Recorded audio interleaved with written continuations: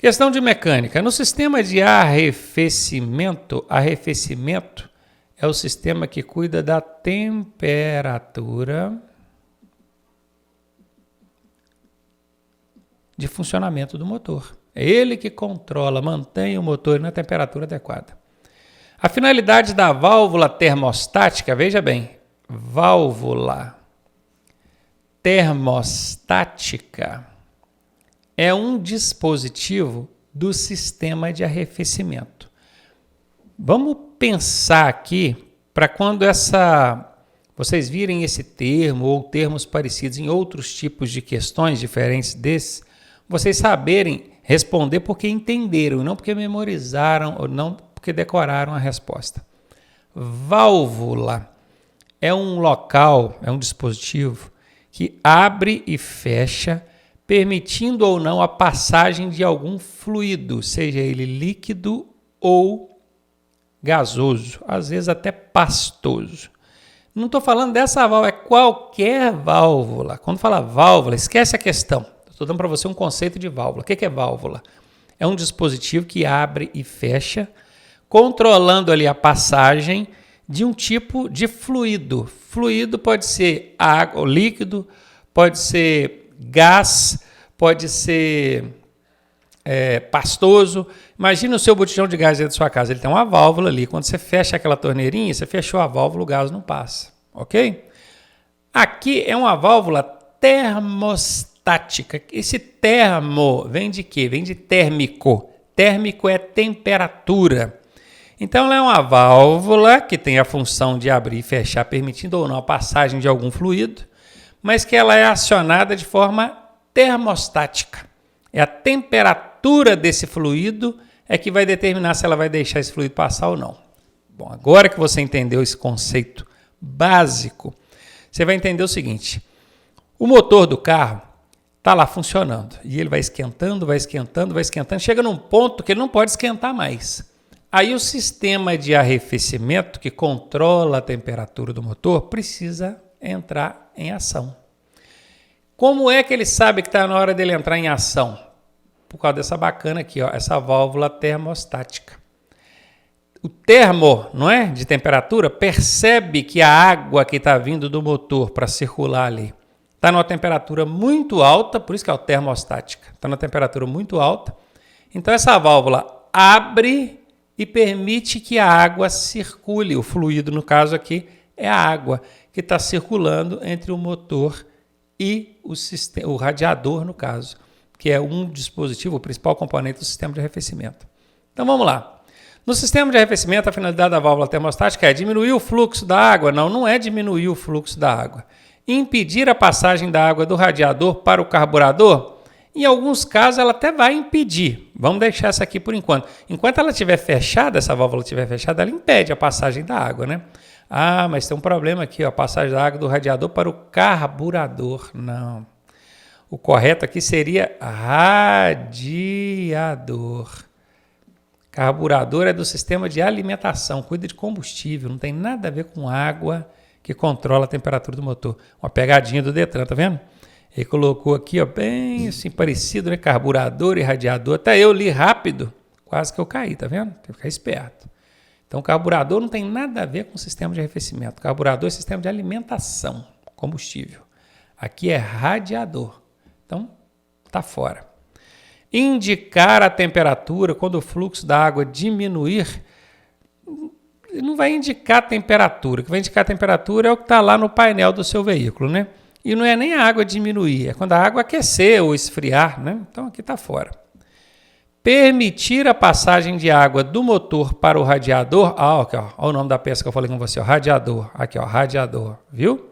Isso aí, o motor estava quentão, a válvula termostática percebeu que a água estava vindo muito quente do motor e permitiu que essa água saísse do motor e fosse para o radiador, para quando a temperatura ideal for atingida. Aí ele faz ali a troca de água com o radiador, né? O motor esquenta, manda a água quente para o radiador abaixa a temperatura daquela água e devolve para o motor. E fica ele trabalhando para manter controlada essa temperatura do motor. Letra D é a resposta. Questão de primeiros socorros. Ela traz para a gente o seguinte: qual alternativa corresponde a um tipo de sinistro? Tipo de sinistro. Sinistro entenda-se como acidente. Não coberto pelo SPVAT. Veja bem que está dizendo, ó, não coberto. O SPVAT não vai cobrir esse tipo de acidente, esse tipo de sinistro. Professor, o que é SPVAT? Eu conheço DPVAT. DPVAT. Esse que eu conheço.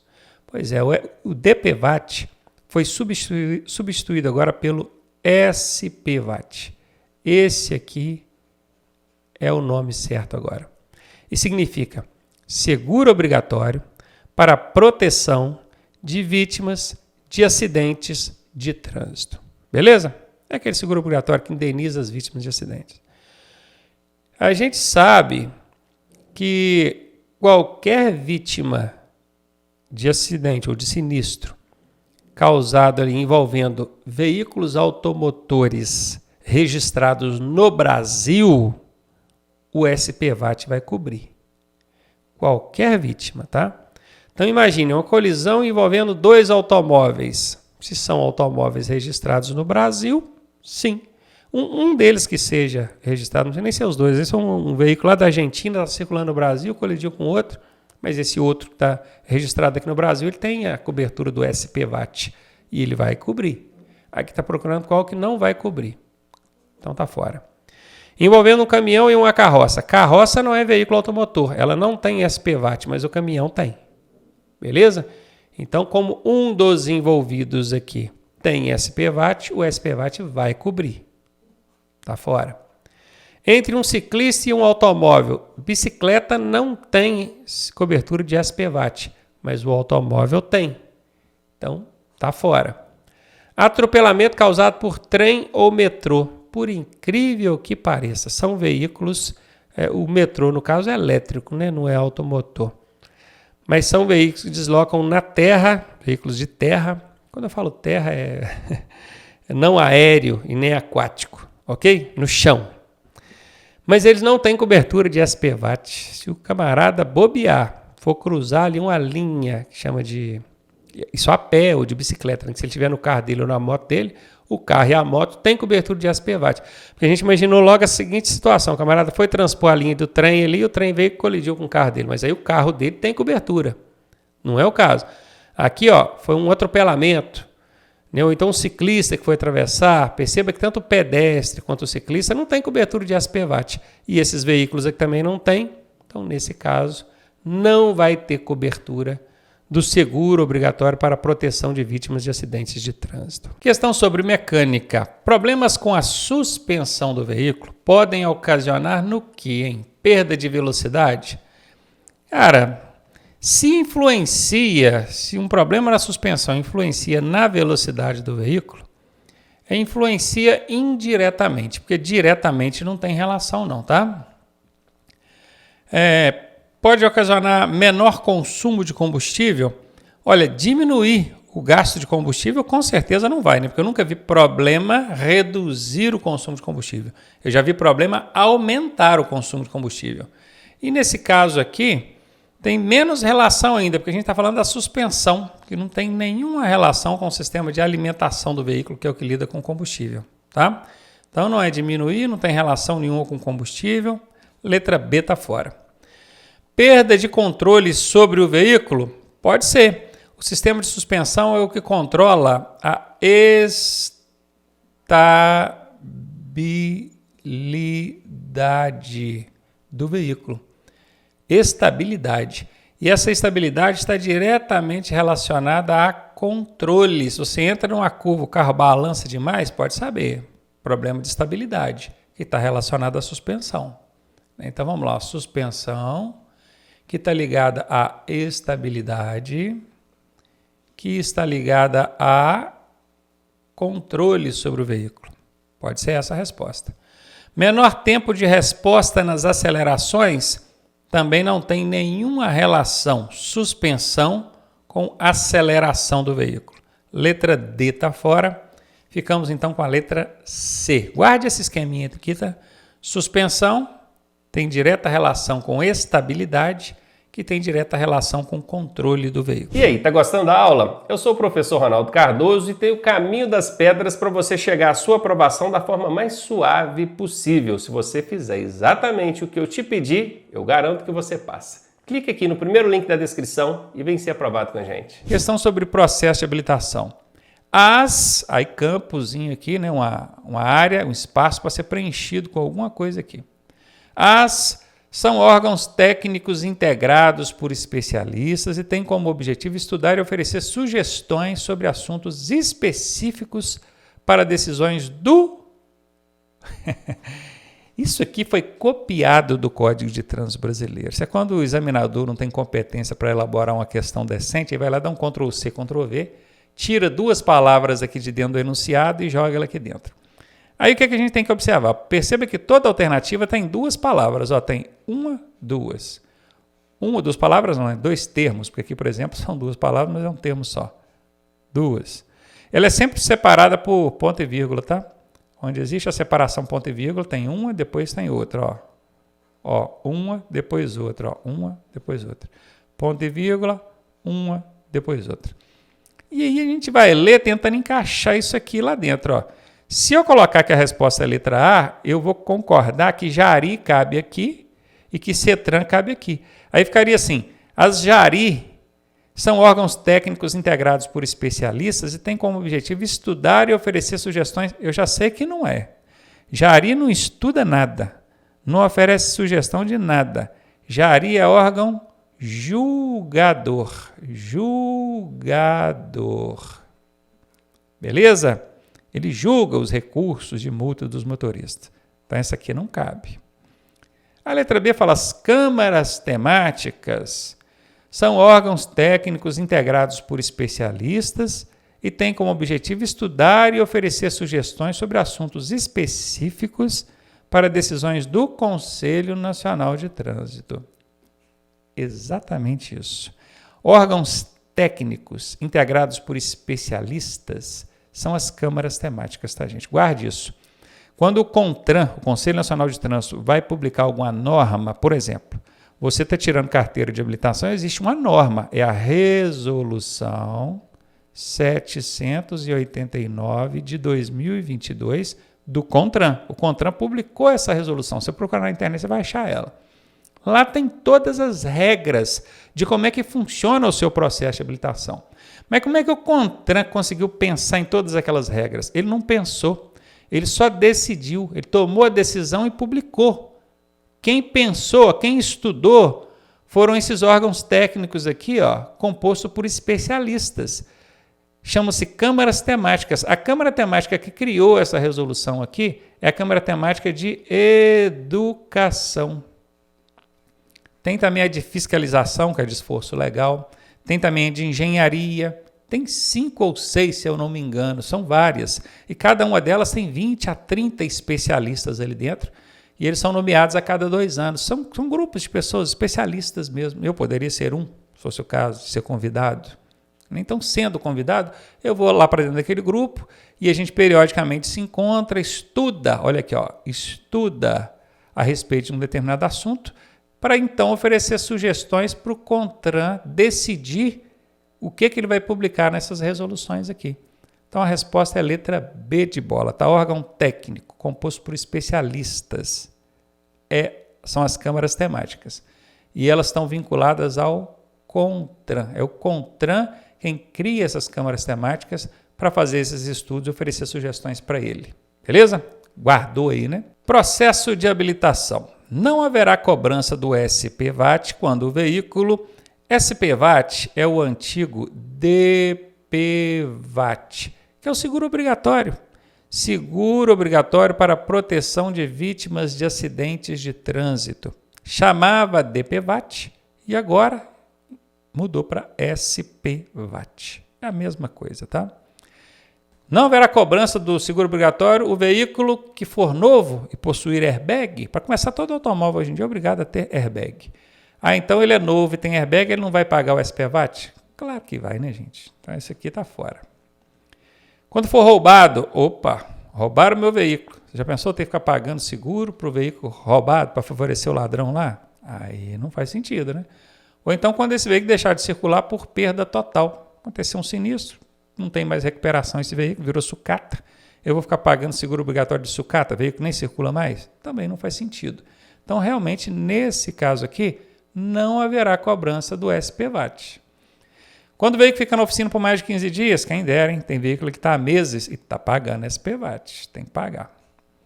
Quando o proprietário apresentar estado de pobreza, quem dera, hein? Se a gente pobre não precisasse de pagar, tem que pagar, tá mesmo sendo pobre. Todo veículo automotor tem que pagar.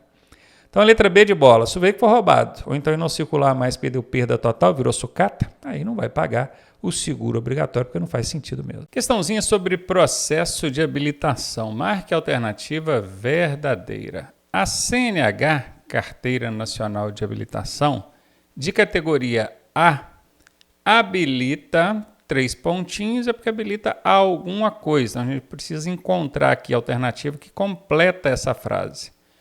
Então, a categoria A habilita a conduzir apenas veículos de 2 rodas. Olha, a categoria A, ela habilita a conduzir veículos de 2 ou 3 rodas. Aqui tem um apenas. Apenas é uma casca de banana. Quem estuda comigo sabe que a alternativa que tem casca de banana é 90% de chance de ser falsa, errada. E essa aqui é errada. Então, a categoria A habilita a conduzir quadriciclos. O que é um quadriciclo? Ele tem 4 rodas. Aqui em cima eu disse que categoria A é para 2 ou 3 rodas. 4 não, né? Então, não habilita, tá? Para conduzir um quadriciclo é necessário que você seja habilitado na categoria B. B de bola, tá? Então, habilitaria, ó, a categoria A habilita a conduzir triciclos de cabine fechada. O que é um triciclo? É veículo de 3 rodas. 3 rodas pode, ok. Professor, mas aqui está falando cabine fechada. Eu nunca vi um triciclo de cabine fechada. Pois é, mas eles existem, tá? E triciclo, certamente você já viu um triciclo. A categoria A, ela te permite conduzir um triciclo, seja de cabine fechada ou aberta, isso não importa. Então, essa aqui é verdadeira, estou procurando a verdadeira. Certamente vai ser essa a resposta. Vamos ver a letra D. A categoria A habilita a conduzir veículos de 2 ou 3 rodas, ok. Somente sem carro lateral. Carro lateral é aquele carrinho lateral que vai acoplado ali. O pessoal costuma utilizar aquilo para transportar galão d'água, botijão de gás e às vezes até pessoas, quando aquele carrinho for adequado para o transporte de passageiro, tá? Pode também. Só que aqui está dizendo sem carro lateral. Não. Categoria A é para veículo de 2 ou 3 rodas com ou sem carro lateral. E aqui ó, ainda tem um somente, né? Que o somente é uma casca de banana. E quem estuda com a gente sabe que onde tem casca de banana é 90% de chance dessa alternativa ser falsa. E ela é falsa. Ficamos então com a letra C. Infrações e penalidades. Na infração, estacionar o veículo afastado da guia da calçada, que é o meio-fio. Aqui é o meio-fio, né? A mais de 1 metro. Mais de 1 metro, hein? São computados quantos pontos no prontuário do condutor? Aí é complicado para responder esse tipo de questão, porque estacionamento no Código de Trânsito Brasileiro tem 20 situações diferentes, 20 incisos, né? Tem inciso ali que se desdobra em 5, 6, 7 situações. Então, são 32 ou 33 situações diferentes. Para cada uma vai ser uma natureza de infração. E para cada natureza vai ser uma pontuação. Já pensou se você tiver que decorar todas as situações de estacionamento para saber se é leve, média, grave ou gravíssimo? Você vai registrar 3, 4, 5 ou 7 pontos? Complicado. Então, um macete, sempre tem, né? Que ajuda muito, muito, tá? Estacionamento, meu querido. Falou, estacionou de forma irregular. Para ser gravíssima, que é esses 7 pontos aqui, ó, só tem 2. É estacionar na vaga de PCD ou idoso, tá? Isso aqui foi uma. Estacionou na vaga de pessoa com deficiência. é gravíssima, 7 pontos. Estacionou na vaga do idoso, é gravíssima. Essa é uma situação, eu falei que só tem 2, né? Vaga de PCD ou idoso. Ou então, se você estacionar naquelas vias expressas, o que é uma via expressa? É uma via de velocidade mais alta, rodovia ou então via de trânsito rápido, tá? Nas vias expressas, você estacionar na pista. Não é nem no acostamento, não. Você estacionar lá no acostamento, você está lá no cantinho. É errado também. Mas que nós falando, o cara estacionou na pista. É uma coisa totalmente insana, né? A pessoa, para fazer um negócio desse, só se ela estiver fora de si. Eu acredito que... Eu nunca vi uma infração dessa que ser aplicada, porque... Como é que o cara, numa via expressa... eu estou aqui numa rodovia. Aí eu vou estacionar esse carro aqui na pista, no meio da pista. Tem que ser maluco fazer um negócio desse, não tem? Pois é. Se fizer, é gravíssima, tá? Essas são as 2 situações em que o estacionamento é gravíssimo. Caiu esse, ou esse, você já sabe, isso aqui é gravíssimo. Não é o caso, aqui está falando longe do meio-fio a mais de 1 metro. Então, essa aqui eu já eliminei, porque nenhuma das 2 aqui encaixa dentro da questão que está dizendo.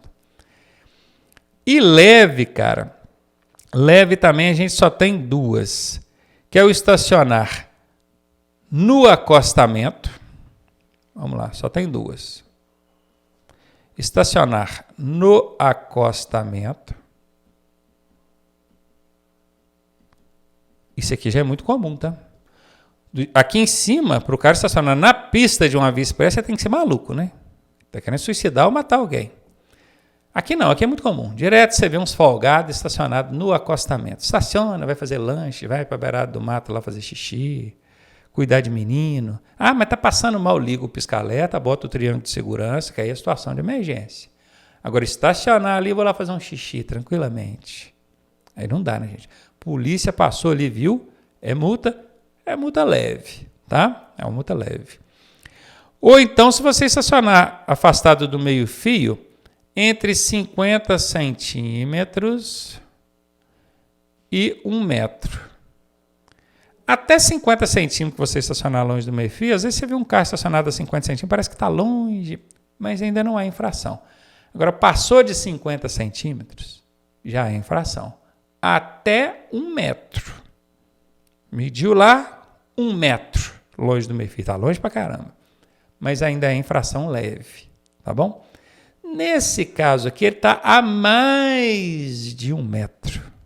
Mais de 1 metro. Então, leve eu sei que não é. Por que eu botei isso aqui para vocês? Você vai decorar isso. Em vez de você decorar as 33 situações de estacionamento, você vai decorar só essas 4 aqui, ó. Gravíssima é só se estacionar na vaga de PCD ou idoso, ou então nas vias expressas você estacionar na pista. Aí é gravíssima. Leve, só se você estacionar no acostamento ou de 50 centímetros a 1 metro do meio-fio. Guardou essa? Guardou essas 4?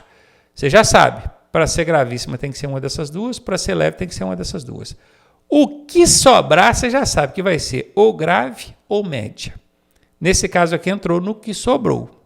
Né? No que sobrou. E eu diria, se fosse eu, Ronaldinho, que se eu não soubesse a resposta, né, precisasse de chutar, eu ia chutar 4. Média. Mais de 1 metro é média. Sabe por quê? Porque se até 1 metro é leve, mais de 1 metro, média. Subiu um degrauzinho, né? Mas não é. É grave. Você sabe por quê? Porque a mais de 1 metro vai ser média se for apenas parar. Aqui está falando de estacionar. Tá? Parar é aquela coisa rapidinho, né? Encostou, a pessoa desceu ou saiu do veículo, embarcou, desembarcou um passageiro. Parou. Né? A mais de 1 metro é média. Agora, estacionou a mais de 1 metro, aí é grave.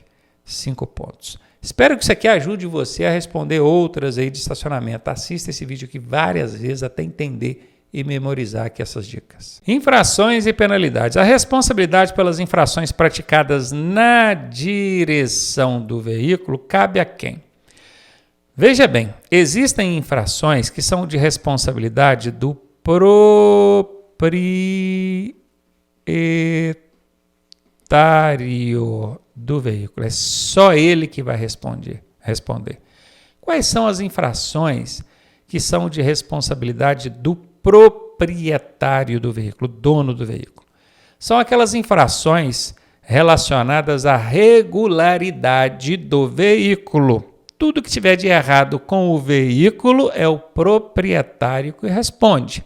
Então vamos imaginar o seguinte: eu pedi o seu carro, o seu carrinho aí, emprestado. Você me emprestou. Aí eu fui parado numa blitz e a polícia viu que os pneus do seu carro estão carecas. Isso é uma infração que aconteceu porque eu dirigi de forma imprudente ou negligente, ou é porque o seu veículo está irregular? Porque o seu veículo está irregular. Então, eu, condutor, vou ser responsabilizado por essa infração aí? Não vou. A multa vai existir, mas quem vai responder por ela é o proprietário. Então, dei um exemplo, né? Agora, imagine uma outra situação. O seu veículo está tudo ok, tudo certinho, tudo lindo. Seta funcionando, farol, tudo direitinho, documentação em dia, tudo lindo.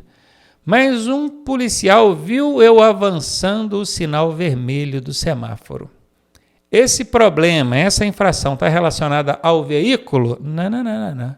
Está relacionado ao jeito de eu dirigir. Eu cometi uma imprudência ou uma negligência. Então, aquelas infrações que são praticadas na direção do veículo, elas são de responsabilidade do condutor, beleza? Então, nós temos proprietário e temos condutor. Situação em que os dois vão ser responsáveis, proprietário e condutor, o Manual Brasileiro de Fiscalização de Trânsito não traz nenhuma. Fala que é um ou outro. Os dois juntos responsáveis, não. Aos pais dos responsáveis, não. Isso aqui não existe, né? Então, letra D de dado. Questão sobre normas de circulação. Constitui equipamentos de uso obrigatório, exceto. Tem gente que tem dificuldade de responder essas questões que aparecem com exceto. Então, presta atenção nesse macete que eu vou dar para você aqui. Quando aparecer um exceto numa pergunta, você vai riscar o exceto, eliminar ele e vai acrescentar um não antes da pergunta. Beleza? Pronto, pode ler a pergunta agora sem o exceto que vai dar certo. Ó. Não constituem equipamentos de uso obrigatório. Esse constitui aqui, na verdade, é um é. Constituir é ser, né? É. Então, não é equipamento de uso obrigatório. Vamos ver qual que não é?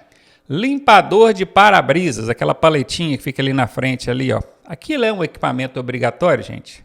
Claro que é, né? Então, esse aqui é. Eu estou procurando qual que não é. Lembra? Eu acrescentei um não aqui, ó. Macaco para levantar o veículo ali, para trocar a roda, o pneu. É. Limpador do vidro traseiro. Olha, o limpador do para-brisas é obrigatório. O do vidro traseiro, alguns veículos até têm, mas não são todos. Os veículos sedã, por exemplo, nenhum que eu já vi até hoje tem. Por que não tem? Porque não é um equipamento obrigatório. Então, o limpador do vidro traseiro não é equipamento obrigatório. Eu estou procurando qual que não é. Beleza? Achei. Resposta letra C. E a chave de roda é um equipamento obrigatório, né, gente? Que eu preciso ali para poder trocar a roda do carro. Então, essa aí foi para conta facinha, né? Guardou aí o macete do exceto? Ajuda muito na hora da prova. Questão sobre normas de circulação. Qual é a forma adequada de posicionar o dispositivo de retenção para bebês de 0 a 1 ano no carro? Dispositivo de retenção, ó, dispositivo de retenção para bebês de 0 a 1 ano é o bebê conforto, né? Bebê conforto. Todo mundo sabe o que é, aquele negocinho que o bebê vai deitado ali. Obrigatoriamente no meio do banco traseiro. Olha, que tem que ser no banco traseiro, isso está ok. Mas não tem que ser no meio, não. Pode até ser no meio. Bota ali no meio do banco traseiro. Mas não tem que ser obrigatoriamente no meio, não. Sendo do banco traseiro, qualquer lugar ali, né, que você conseguir prender o bebê conforto, está valendo. Então, esse aqui não é. No banco traseiro, Ok. No sentido inverso ao dos demais ocupantes. Como assim sentido inverso? Aqui fala, de forma que o bebê fique com o rosto voltado para o vidro de trás do veículo. Então pensa, sentido inverso ao dos demais ocupantes é porque está todo mundo sentado aqui, o motorista e os passageiros, todos sentados olhando para frente, né? Para o para-brisa do carro ali, para o vidro da frente. Mas o bebê conforto, ele tem que ser preso ao cinto de segurança ou ao Isofix, né? Acho que é isso mesmo que chama o dispositivo onde prende ali a cadeirinha. E ele vai ficar com o rosto virado para trás. Presta atenção, é só o bebê conforto que precisa ser colocado no sentido inverso, tá? Quando for na cadeirinha, que é para criança de 1 a 4 anos, ou assento de elevação, que é para crianças de 4 a 7 anos e meio, aí é tudo na posição normal mesmo, igual de todo mundo. Só o bebê conforto que a gente tem que colocar virado, no sentido contrário. Letra B, essa é a resposta. Vamos ver as outras. No assoalho, quer dizer, no chão do veículo, atrás do banco do motorista? Claro que não, né, gente? Se estiver dirigindo devagar, pode ser em qualquer banco.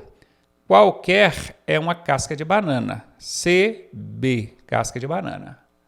E aonde tem casca de banana é 90% de chance da alternativa ser errada. Viram? Então já daria para eliminar essa aqui tranquilamente. Letra B de bola aí a resposta.